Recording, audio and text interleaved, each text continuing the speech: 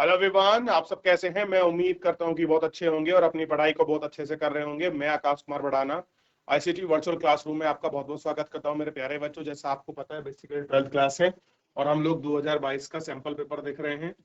कल हम लोग आपका जो था यहाँ तक इसको देख चुके थे और मैंने आपसे कहा था कि आप इनको अच्छे से घर से करके लाना है सभी को, और किसी का कोई अगर डाउट रहता है तो आप मुझसे पूछ सकते हैं।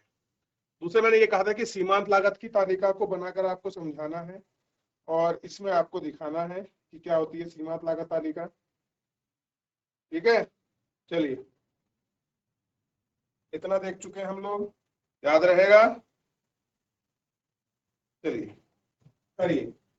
तो मैं सीमांत लागत को आपको बताऊंगा, तालिका में बीज नहीं बनाऊंगा। ठीक है, सीमांत लागत तालिका और चित्र को समझाना। चलिए, सीमांत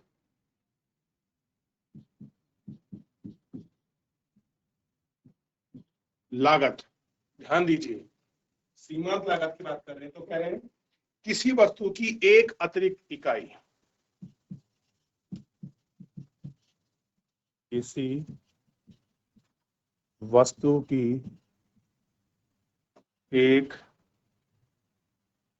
अतिरिक्त इकाई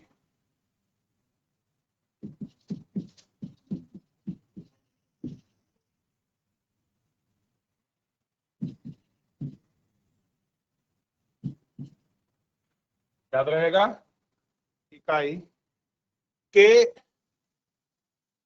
के उत्पादन से, के उत्पादन से कुल लागत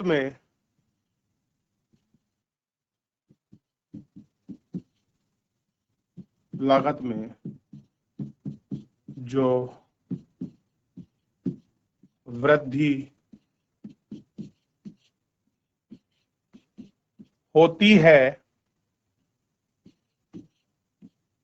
वही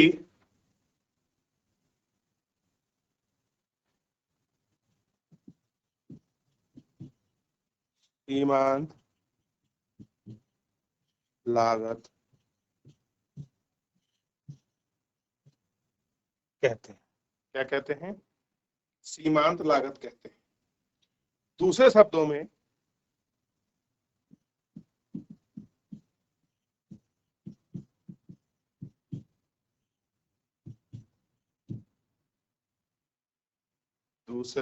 शब्दों में सीमांत इकाई की लागत, सीमांत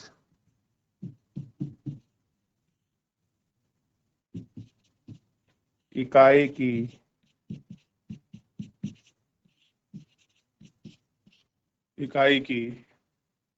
लागत को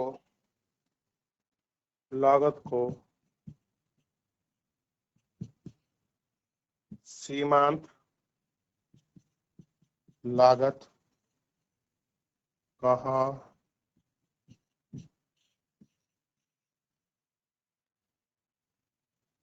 कहा जाता है।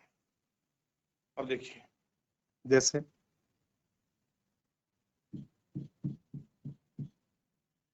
माना 10 इकाई की कुल उत्पादन लागत, 10 इकाई की कुल उत्पादन लागत 400 रुपए है। 400 रुपए है। अब यदि वह इकाई 10 के स्थान पर, यदि वह इकाई 10 के स्थान पर 11 इकाई की कुल लागत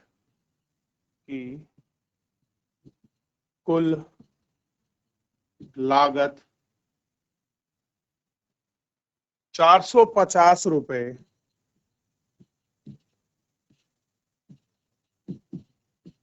आई है, तब 11वीं इकाई में लागत, यानी कि जो ये 11वीं इकाई है, ये बेसिकली है क्या? ये 11वीं इकाई क्या है? यही आपका सीमांत इकाई, इकाई की उत्पादन लागत,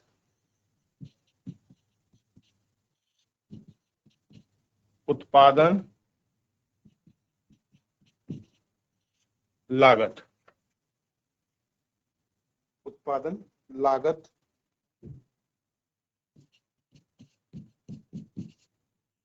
सीमांत लागत कहा जाता है। जैसे 10 की कितनी थी? 400 रुपए। 11 की कितनी होगी? 450। चेंज कितने का आया? 1 का। और यहाँ चेंज कितने का आया? 50 का। तो एक इकाई का चेंज में कितने की लागत आ गई? 50 की। यही है आपका सीमांत लागत। यही क्या है आपका? सीमांत लागत है। और सूत्र आपको याद होना चाहिए, पहले भी कई बार मैं आपको करा चुका हूं। सूत्र को ध्यान रखिए, MC equal to TCN minus TCN-1। ये लिखा था ना, TCN-1। याद रहेगा इतना? MC equal to TVN minus TVN-1। TVN NC N minus TVCN-1। ये आपको ध्यान, इसे अथवा करके भी लिख सकते हैं, ये इस तरीके से भी ये सूत्र हो सकता है। और सीमांत लागत का संबंध केवल, ध्यान दीजिए, सीमांत लागत का संबंध केवल परिवर्तन से तो होगा, परिवर्तन लागत से होता है।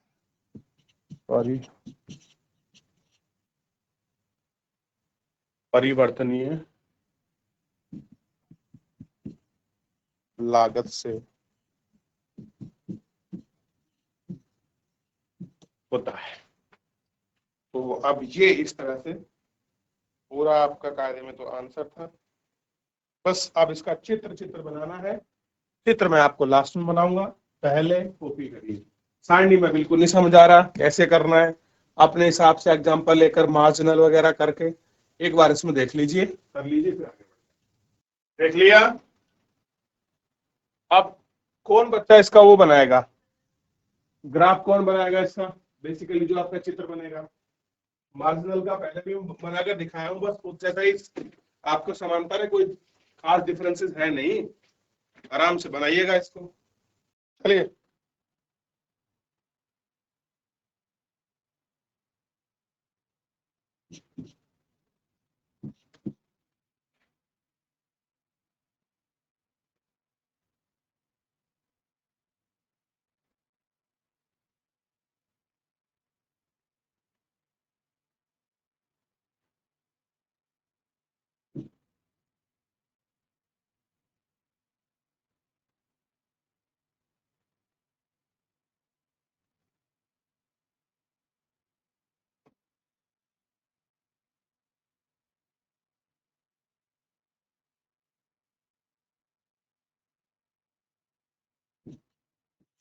याद है ये पॉइंट आपको? एक्स एक्सिस वाई एक्सिस और ये पहली दूसरी कीमत ये है बेसिकली कीमत का, तो ये पता होना चाहिए। ये हमेशा जो ग्राफ बनता है एक्स एक्सिस आपका क्वांटिटी का यानी कि मात्रा का होता है, हम इसको बहुत बार आपका क्यू से भी आपका डिनोट करते हैं। ये हमारा कीमत का है, याद रखिएगा। ये देखिए, याद रहेगा।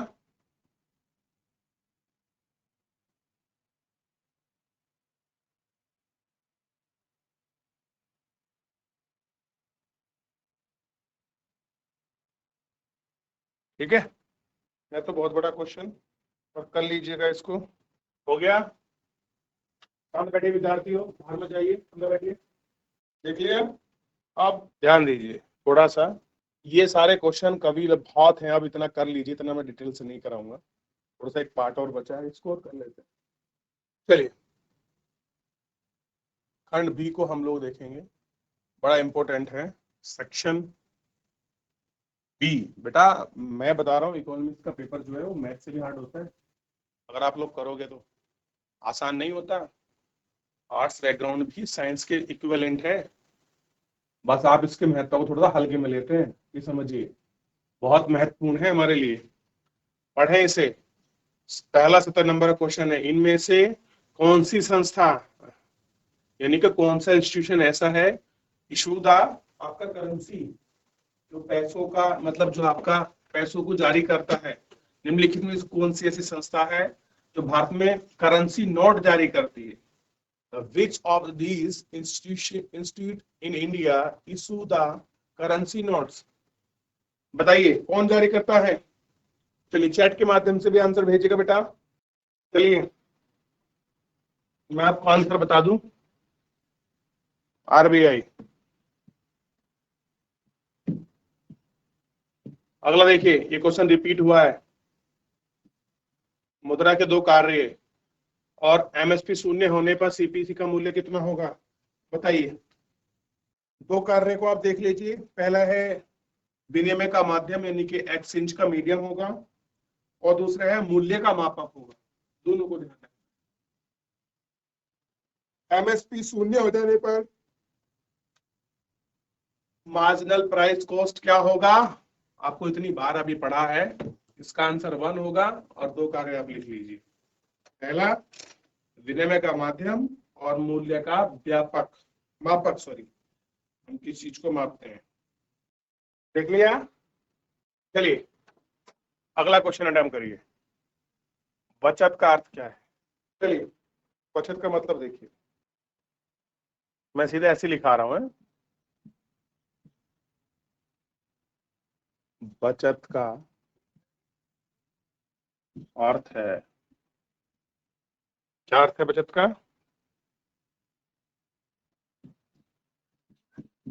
आय का वह भाग जो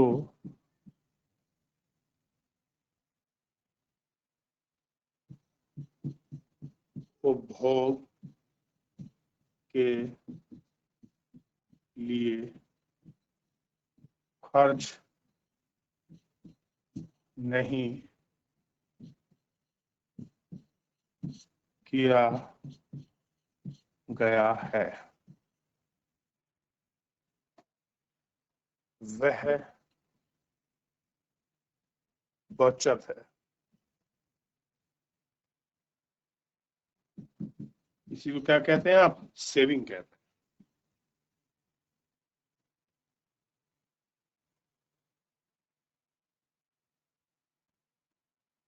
चलिए लिख लीजिए, दूसरा लिखेंगे फटाफट, कॉपी करें। चलिए अगला क्वेश्चन देखिए, अगला क्वेश्चन है भुगतान संतुलन को परिभाषित, ध्यान रखना भुगतान संतुलन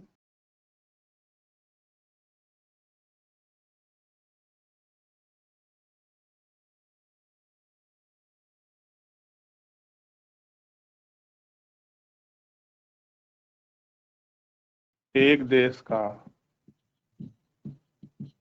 दूसरे देश के साथ के साथ किया गया एक निश्चित अवधि में, एक निश्चित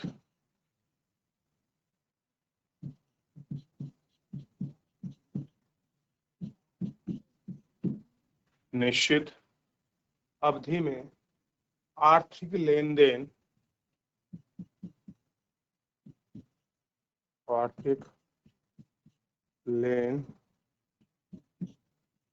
देन या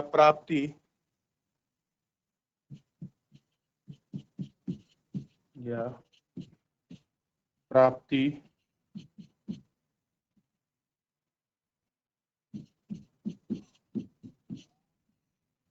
भुगतान का